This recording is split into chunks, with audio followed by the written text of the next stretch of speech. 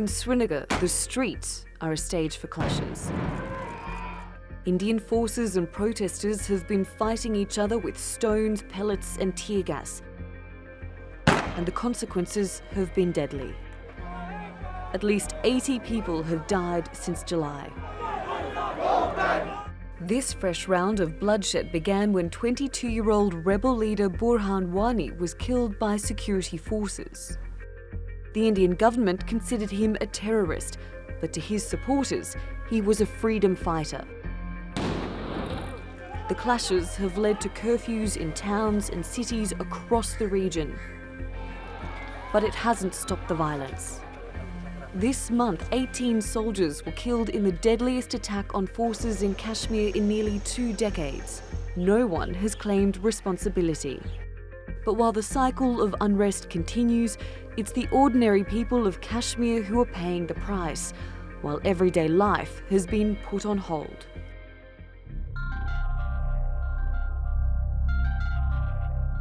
Kashmir's tensions go back to the partition of Pakistan and India, when the princely state of Jammu and Kashmir was carved up between the two nations. Some territory in the north came under the control of China. The area remaining under Indian control comprises 3 regions: Jammu, which is Hindu majority, the Kashmir Valley, which is Muslim majority, and the sparsely populated Ladakh, which is a mix of Muslims, Buddhists and Hindus.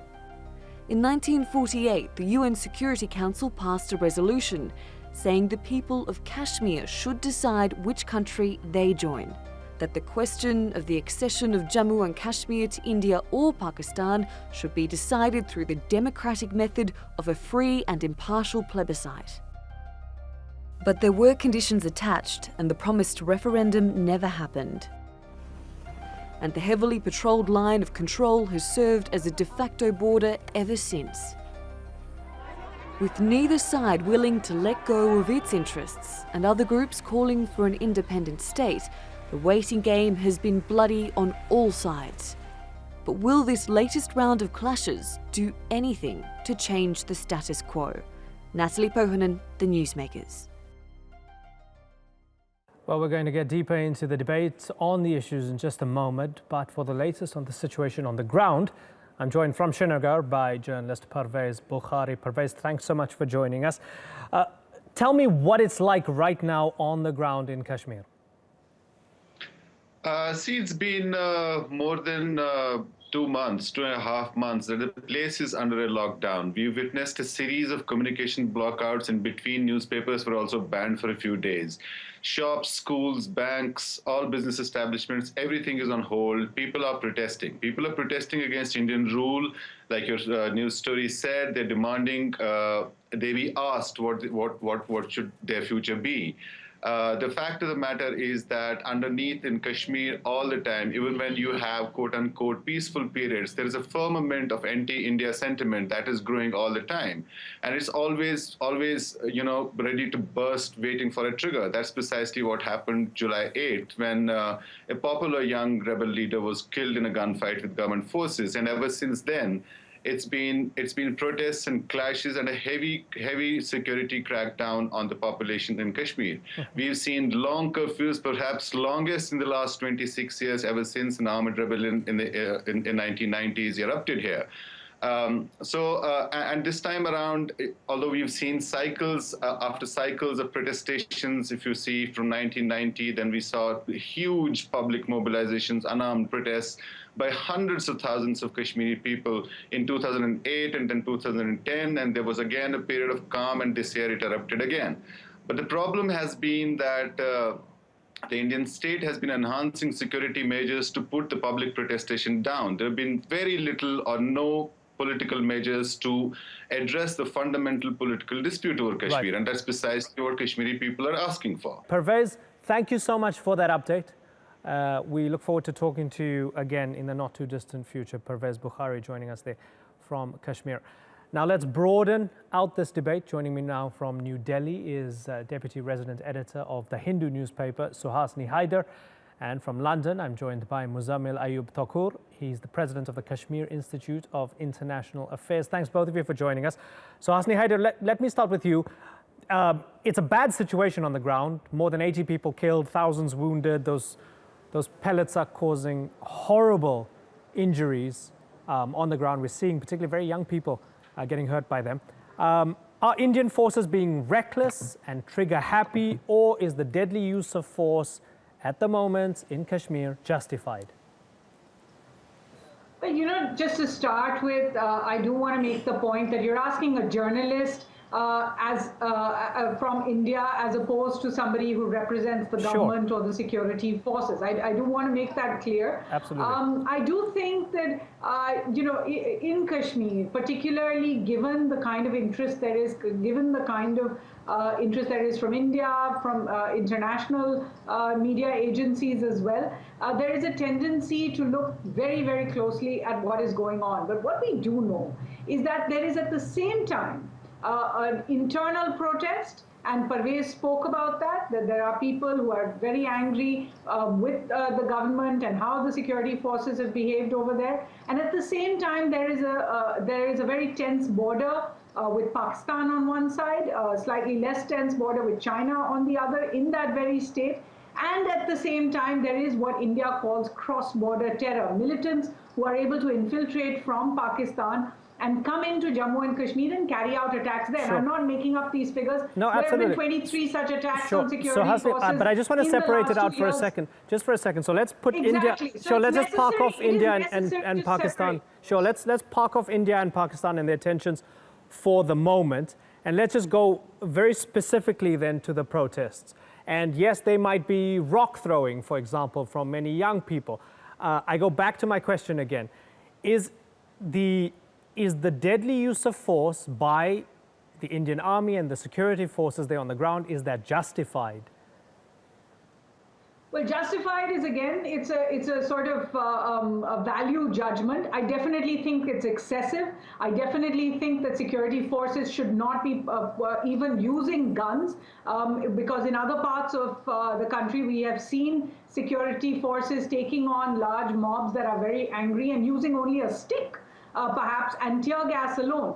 We are told, though, that the situation warranted more force. Even so, the fact that pellet guns were used at such short distance from those protesters seems to have affected horrific injuries there in Kashmir and on those protesters. We're looking at figures, you know, upwards of 80 who have been killed because of those. So the short answer to your question is I can't say justified or not, because that only the security forces on the ground can really say properly, but it certainly from a Delhi perspective seems excessive. Okay, Muzammil Ayub Tokur, to what extent have things changed on the ground in Kashmir since the killing of that popular rebel commander that Parvez Bukhari mentioned, Burhan Wani, in July? And how does this situation right now, in your opinion, compare to previous tensions, particularly when we look back to 2008 and so on? Well, it's interesting. I was in Kashmir in 2008 as well as 2010, and then again in 2014 when we had the floods, and then again after Burhan Wani was martyred. In each case, it has been exactly the same thing when it comes to the state oppression against the people, and that is using extremely high-handedness against the civilian population. We're talking about a curfew of 82 days where electricity has been banned in certain areas, water banned, food banned, medicine banned. People are unable to get food, people are unable to go to the hospitals. The ambulances are beaten and thrashed badly where they can no longer be used, and even the attendants that are with the patients in the ambulances are also beaten, and some are even killed. So these are the current situations in Kashmir where you cannot. Not only are you being martyred, not only are you being killed by the so-called security forces, but then you are unable to take them to, for example, the hospital or even to the graveyard to be buried. We are unable to bury our own dead. We have had to do it in the middle of the night. We cannot travel. We cannot purchase food. There is no money in Kashmir at the moment. I mean, and it's right now it is a humanitarian disaster. I mean, when we talk about the Gaza siege or the blockades, this is exactly what's happening in Kashmir for the last 82 days. Muzammil, so Hasni mentioned the tensions with Pakistan, particularly, you know, they've been ratcheted up after the Uri attack in Kashmir, which left 17 Indian soldiers dead. The Indian government pins the blame on Pakistan because it says it was committed by a group that is harbored or given refuge within Pakistan, and they claim that the Pakistanis are backing this group. Let me ask you a very direct question then, Muzammil. Do you believe that Pakistan helps or hinders the cause of the Kashmiris in the valley who are protesting? Well, let me ask you another question. Has anybody actually heard what the Kashmiris are actually asking for?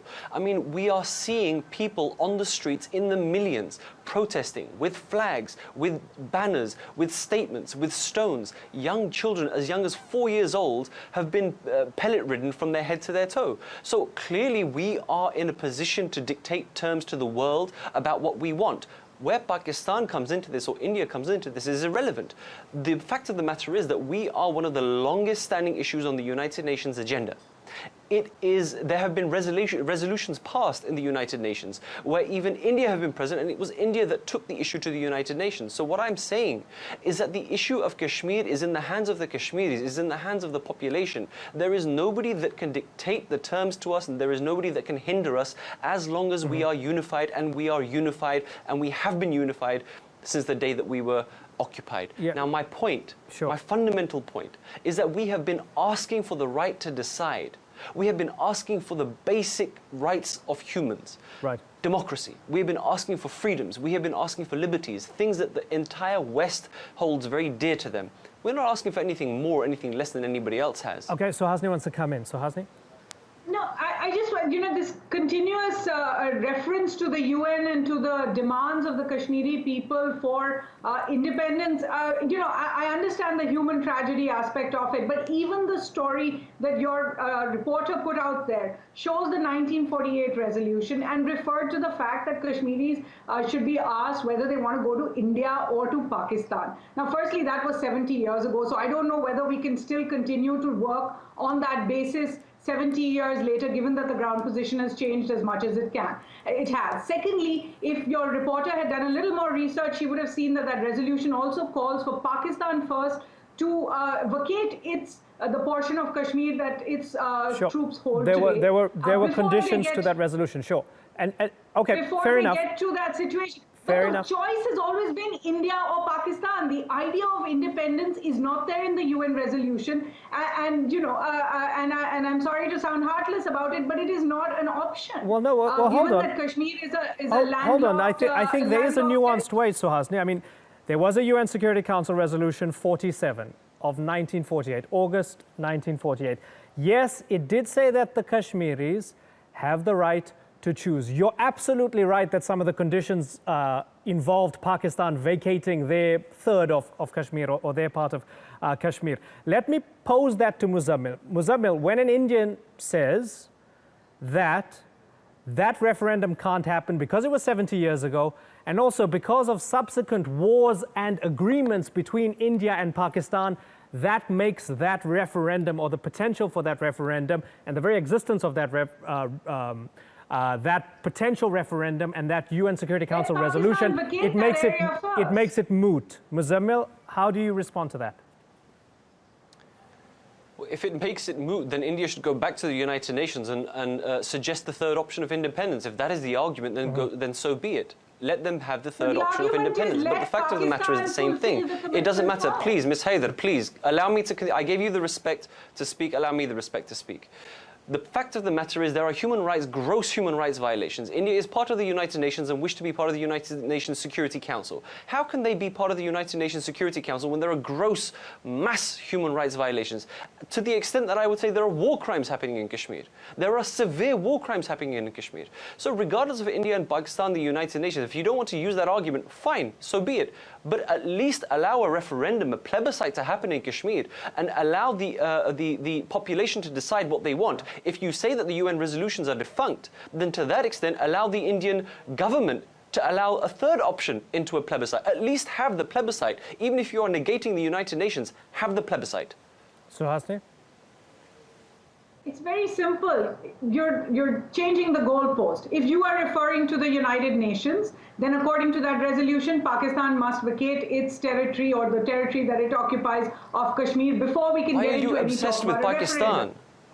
I am Please not deal with saying your Pakistan. own I'm troubles telling you and what your is in own the problems UN first. resolution. Leave Pakistan aside. What is in the UN resolution? If you want to speak ab initio about a freedom movement inside Kashmir, then that has to then be recorded alongside many other freedom movements around the world that haven't yet gone anywhere.